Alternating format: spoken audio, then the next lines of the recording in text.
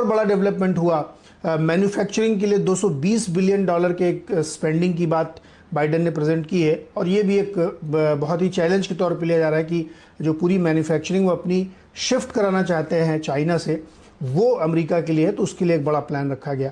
तो जो massive expenditure plan है यूएस गवर्नमेंट का, उसकी वजह से जो तेज़ी का माहौल, जो मूड है, वो गिर नहीं रहा, वो डैम्पन नहीं हो रहा, भले ही इन्फ्लेशन के लिए, क्योंकि लोग अब शायद इस बात की डिस्काउंटिंग करने लगे हैं कि अगर थोड़ा सा इन्फ्लेशन एलिवेट होके आता है, कमेंट्री थोड़ी हार्श होती है, तब भी वो उसको एडजस्ट करेंगे। और ये बात मैं आपको नोटवर्दी बता दूं यहाँ पे कि फेड ने अनऑफिशियली अपने बॉन्ड बाइंग को थोड़ा सा टैपर कर दिया है। अभी $120 बिलियन हर महीने खरीदते थे, उसको उन्होंने थोड़ा सा कम कर दिया है, लेकिन ऑफिशियली उन्होंने इसको बोला नहीं अभी। तो इसलिए हमें नेक्स्ट वीक की फेड मीटिंग में सुनना पड़ेगा कि उन्होंने बॉन्ड बाइंग के बारे में क्या कहा। तो मैं ये कहने की कोशिश कर रहा हूँ कि अगर 120 से घटा के 80 या 90 बिलियन डॉलर के बॉन्ड खरीदे जा रहे हैं, तो वो डिस्काउंटेड है इस प्राइस में। तो इसलिए अमेरिकी मार्केट गिर नहीं रहे, कंसोलिडेशन कर रहे हैं कमेंट्री सुनने के लिए।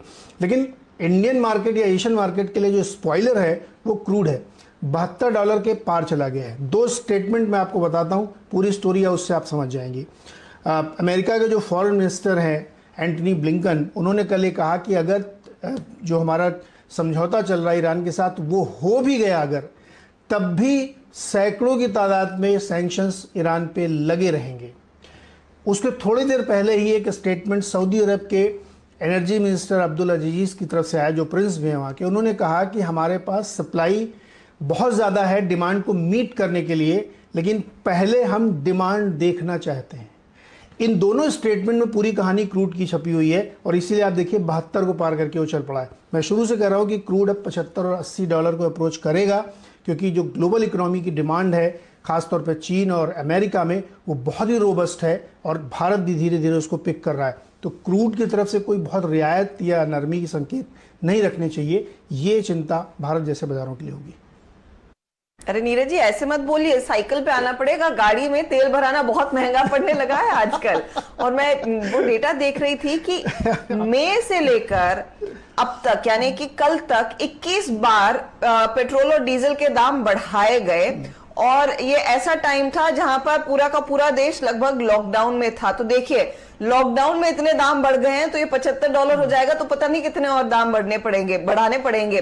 तो देखते हैं वहां पर क्या माहौल निकल कर आता है। सरकार को कुछ तो करना पड़ेगा, नहीं तो इन्फ्लेशन तो बस फिर इकोनॉमी की बैंड बजा सकता है।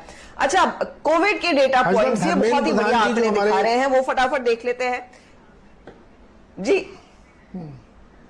धर्मेंद्र प्रधान जो हमारे एनर्जी मिनिस्टर, उन्होंने तो कह दिया है कि कम होने की संभावना नहीं है, क्योंकि सरकार के बहुत खर्चे और हमें पैसे चाहिए। तो मतलब ये ऑफिशियल स्टेटमेंट है कि फिलहाल कम होने की संभावना नहीं है कि ड्यूटी कम करेंगे। और आज सुबह भी उन्होंने बढ़ा दिए हैं पेट्रोल डीजल के दाम। वही तो, हमें ऑल्टरनेट मोड ऑफ ट्रांसपोर्ट पर ध्यान देना पड़ेगा, या फिर घर से ही काम करें, फिर गाड़ी खड़ी रहेगी, अच्छी लगेगी पार्किंग में।